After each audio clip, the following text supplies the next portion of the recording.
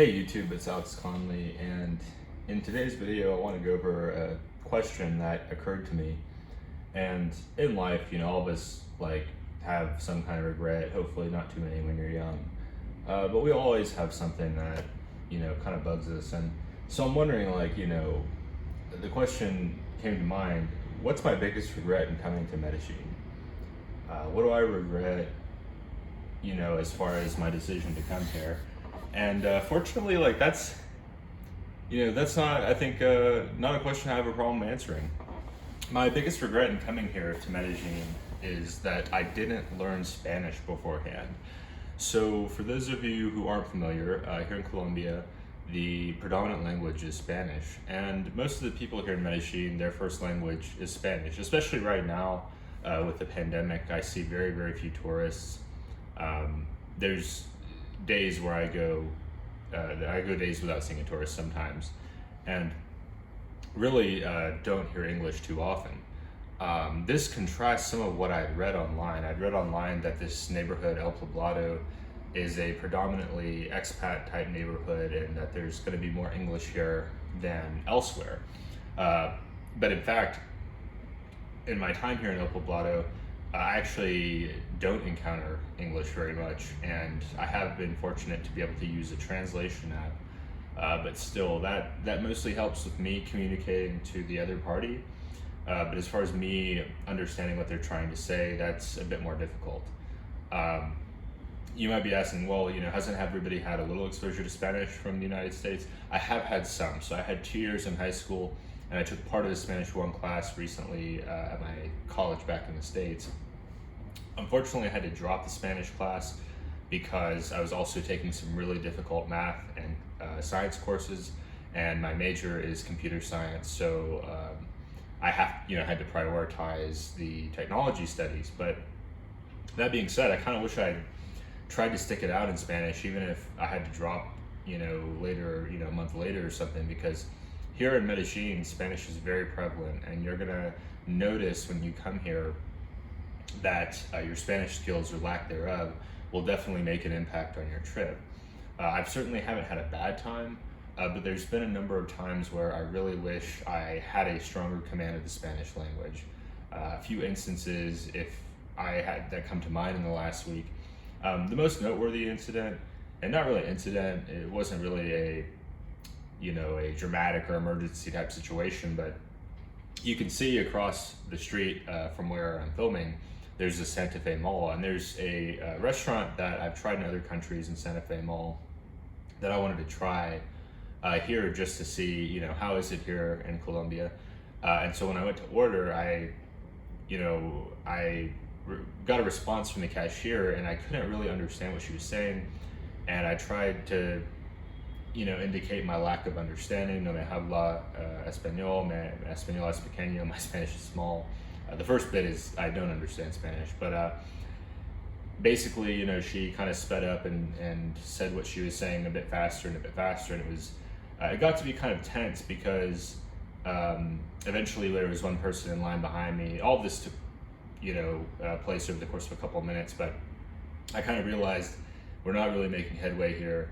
She's trying to serve, a number of people, and it's time for me to go on. So I said, lo siento, I apologized to her in Spanish, and then just kind of walked away without further incident. But that's something to think about right off the bat. And kind of another situation that happened, I was at a restaurant I really like, and this was not in any way on the server at all, but I think it's called La Avocaderia.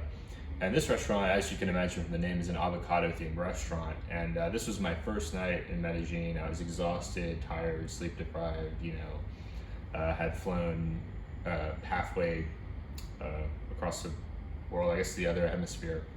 I'm trying to think of how I would phrase that. But basically, when I asked for the bill, I was served a beer. So that's something to think about when you are trying to pay bills or to order things or to close out your tab. These kinds of things, it's really helpful to know some basic Spanish, like your basic numbers, such as please, thank you, no, yes. Of course, no is just no, but still, it's worthwhile to understand some of the words and phrases you imagine you're going to be using on a day-to-day basis. So like for me, I like to eat out a couple times a day. I find that I'm not going to cook as well as people cook wherever I'm traveling, and it tends to be a little bit more affordable when you consider the time cost. But if I knew Spanish, a number of these interactions would be uh, a bit smoother, I think, and maybe I would have had a better time when I tried to go to that restaurant. And previously, like I said, I'm not a big drinker. You may or may not have heard that in my previous videos, but I don't have anything against alcohol. I've never really had a problem with it, but it just as I get older, I notice my body just doesn't handle it as well, and so it's something that I've kind of put out of my life. So I did want to check. He did bring me a beer. I did drink it just out of politeness, and also because at that point, at that very moment, I was like, you know what, I could have one right now. And fortunately, I could afford it. I think it was like the equivalent of $2 or $3. But that's one thing that is worthwhile keeping in mind if you're trying to moderate your costs. If you're a budget-oriented traveler, if you just like prefer to splurge on a few things and save on others. For me, I don't factor in alcohol costs in my travels, because over the course of months of travel, I'm going to spend maybe $20, maybe $30 on alcohol. I would say it's maybe $10 a month, and that's like occasionally I'll have a drink if it's a social situation and I'm invited out. But it's not something that like I seek out myself, and it's not something that I feel like I miss out on if I don't have it, and so I don't plan to pay for that. But if you're somebody that for example, you're like me in that you don't drink, but you really enjoy doing excursions. So for me, if I enjoy doing different types of excursions, well, since I'm not spending on alcohol, maybe I can spend more on that. But if I get into situations where I end up ordering food that I didn't intend to order, or drinks I didn't intend to order, that might affect that budget somewhat. And it's not that big of a deal, but little things like that do add up. One thing to keep in mind when I do mention the importance of learning Spanish, and like I said, this is kind of more on why I regret not learning more Spanish, and kind of some of the things that can happen because of it. Not emergencies, but I like to iterate, I like to optimize, I like to make it the best I can given the resources and limitations placed on me. And if you end up so back onto the point I was trying to make. A big mistake that people make is they think when they are traveling abroad, particularly if, like, let's say you're living in an expensive country. I'd call an expensive country synonymous with developed. If you're living in a UK, a United States, a New Zealand, a Canada, Australia, these types of countries, things are expensive. And so many countries that you'll go to, not all, but many, will be cheaper than where you're from. And the mistake that some people get in their mind is, oh, because it's cheap, I can just not pay attention to spending. I have had this experience at various points myself when I was younger, and just didn't have as much. I didn't put as much long-term thinking into my financial planning, but that's something to think about, is like little odds and ends here and there, they will add up over the course of the trip. And when you're doing conversions in your head, sometimes it can be easy to, oh, it's just like, it's just the equivalent of $20. Like, that's what I'd spend in my home country on, dinner and drinks. But if you're accounting to stretch your dollar, you're trying to get your dollar to go further, or your British pound to go further, these kinds of things add up. And so that's something worth considering, and why I do recommend having some basic Spanish, because you're going to reduce that. You may not eliminate it totally. I think that unless you're a native Spanish speaker or very fluent, there's likely going to be some challenges in translation on occasion, just because there's things that go into this. Like, Colombia has at least several, in my mind, unique dialects of Spanish. So the Spanish I would, if I were taking Spanish lessons in Mexico City, I might learn a slightly different version of Spanish. Just especially with slang and accents and local lingo and references. If you're in Mexico City, you may refer to the subway station, whereas if you're in like a Cartagena, there is no subway station in Cartagena. It's a beach, side resort type town, and that kind of language is just not going to factor in your day to day. Whereas it very well might if you're in a Bogota or even in a Medellin. Medellin has a rail system.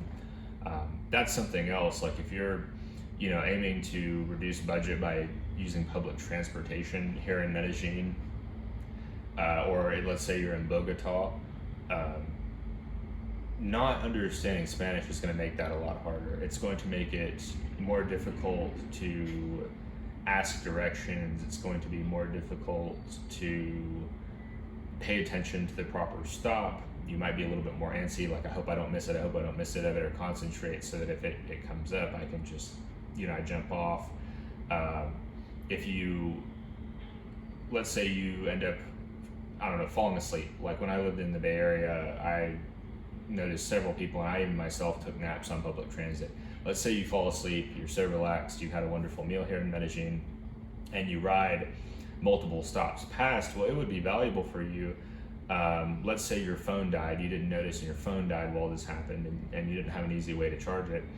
It would be really valuable for you to ask a local person, hey, I need to get off at this stop. Do you know how to get off at that stop? Do you know how many stops I need to try to wait until I get off at the proper stop so I can get back to my accommodation? Things like that. That hasn't personally happened to me here, but it did have something similar did happen to me in Miami. I didn't fall asleep and go past my stop, but I was on a bus in Miami, Florida, United States, but I was in a predominantly Cuban and Spanish-speaking neighborhood, and everyone on the bus spoke Spanish. There was no English on the bus. So, and then one gentleman did get on the bus, and his English was really good, and we had some conversations that were really nice while, I went along my way to the event. But that's something to consider, that if,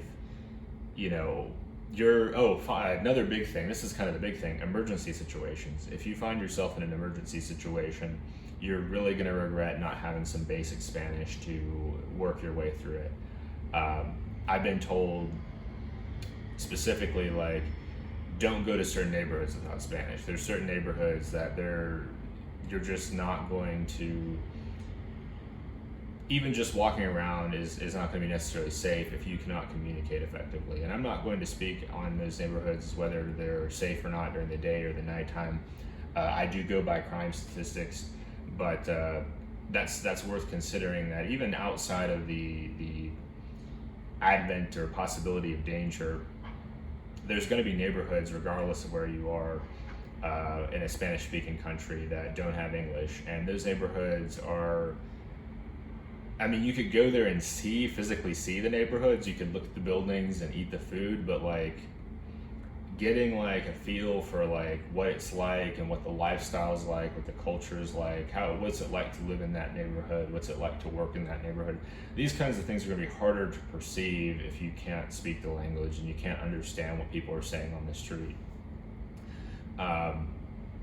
But really, the emergency situation, that's my biggest regret with not learning enough Spanish yet, and I'd like to work on it a little bit each day, is if I get an emergency situation, even if I'm here in a predominantly English-speaking neighborhood, El Poblado, it would be really, really valuable to be able to speak English or speak Spanish to work my way through the situation with the other people, say, involved, or around, if there's bystanders or whatever the case may be.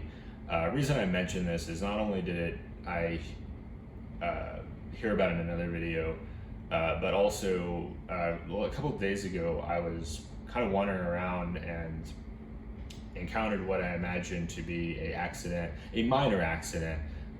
Nobody was hurt, or else I wouldn't bring it up, but nobody was hurt from what I could tell, between a motorcyclist, kind of delivery guy, a Rappi driver, and a car, and they were arguing and shouting at each other. And I don't drive in other countries. That's just one of my rules, is I'm not going to attempt to figure out what that looks like or how that works. It just doesn't seem like a good idea to me. But that's something to consider. Like, if you are somebody that does want to ride a motorbike or rent a car, learning Spanish is really going to help you out. Let's say you get pulled over, and you need to discuss with the cop what's going on, and if you're speaking Spanish, you're going to have better you're going to be able to meet them halfway much more easily. When you don't speak Spanish, you're much more going to probably feel like, okay, I just got to do whatever he says. Not to say you shouldn't. You should always follow the laws, rules, regulations, put your safety up front. But there are times where, let's say you're local and you've been living somewhere for years, and some people don't do this. Some people actually don't learn a local language. So some people will live in Mexico for 20 years and speak almost no Spanish. I don't recommend that. I think that if you're going to stay somewhere long term, learn the language. But let's say you've been living there for 10 years, and by all accounts you're local at that point, but you don't speak Spanish, and the officer pulls you over for speeding, and you weren't speeding, and you feel comfortable with kind of explaining that you weren't speeding, but you don't know how to speak the language. Well, then you might just be stuck, and that's kind of a really frustrating situation to be in, where you can't negotiate on your own behalf. That's where I think learning Spanish can be really helpful. Like I said, if you're into vehicles, if you're into the idea of renting a car, renting a bike, being able to speak Spanish, you get into a fender bender, if you bump somebody, if somebody bumps you, these types of things can make the experience just a lot smoother and a lot less stressful, and open up different opportunities and possibilities for you that otherwise wouldn't be a thing. So that's kind of most of what I want to talk about when it comes to my regret in Medellin. Aside from that, Medellin has been wonderful. It's really sunny, the weather is really warm and nice, the people are friendly. It does have the big city feel, so some people are kind of in a hurry where they can come across a bit brisk, but I'd expect that in any city of its size. That shouldn't really be shocking to the viewers, that if you're in a big city, some people are going to be in a hurry. It's just the nature of it, the dynamic of it. I don't let it bother me too much. So kind of wrapping up, is there anything else related to not knowing Spanish that I think would be valuable? And well, kind of the obvious one, if you're dating, if you're a single guy or gal and you're coming here to Colombia out of interest in part to potentially meet a partner, that's really going to be difficult without Spanish. That's really, really going to be difficult without Spanish. Making small talk, joking around, flirting, making plans to say go to a movie or go out to dinner. These kinds of things are going to be really difficult without Spanish. And then when you get there, it's like, what are you going to talk about? There's been several instances where I encountered, a woman, that I'd be interested in, and I wanted to, maybe ask for her number or, invite her to hang out at some point. But because I don't have any Spanish, I just have to stand there and like an idiot and wish I'd put more time into that. So that's another thing. But to kind of remedy all this, I like to always be optimistic to the most realistic extent possible. I like to address things that I can address. And my Spanish is something I can improve. And that's something that all of you should know as well, that even if you don't have Spanish, like right now you're in, I presume, an English-speaking country, or you speak English, and it's cold, because it's where I'm from in these States, it's real cold.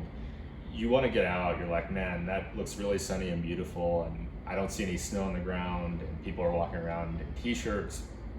Well, you can learn Spanish, you can improve your Spanish. I don't have any affiliates or partnerships right now with any Spanish teaching, or Spanish learning educational opportunities. But if I do, I'll let you guys know, I'll let you gals know. I'll put that information in the description below. But this is something I want to work on. I feel that I have a learning mindset and that I can improve my Spanish. There's a number of different options that I'm looking into. I'm most likely going to go with hiring a local person here in Medellin to meet me, say, a couple times a week for like an hour, and work on Spanish together. And I think that in time, if I work on my Spanish, that the city will continue to grow on me. It's already grown on me a lot, but I think it will continue to grow on me because I'll see more and more layers of Colombia. I will see more and more layers of Medellin. I'll be able to branch out more into neighborhoods like Lorales. I've heard a lot of good things about Lorales, but Lorales is definitely a Spanish-speaking neighborhood, and it doesn't really seem like I'm going to get the full picture, the full experience until I brush up on my Spanish. So that's something I recommend for you guys and gals. If you want to come to Medellin, You want to know what my biggest regret is? It's not, being a better Spanish student. I'm working on changing that, and I'll definitely update you all with my results and how that goes and how that improves my experience, and kind of compare what it was like when my Spanish was weaker and what is it like when my Spanish is a little bit stronger. I don't imagine I'll ever be fluent to the extent of a native speaker, but I think I can do better than where I'm at now. Anyway, thank you so much for watching. I appreciate you taking the time to engage with my content. Definitely let me know what you think down in the comments. Give me a thumbs up. If you think there's anything that you regret about your trip to Medellin, let us know too. And it definitely helps to create kind of this dialogue where we're sharing ideas and oh, I agree with this or I disagree with that. And we kind of like move closer to the truth. But anyway, thank you for watching, and I will see you next time.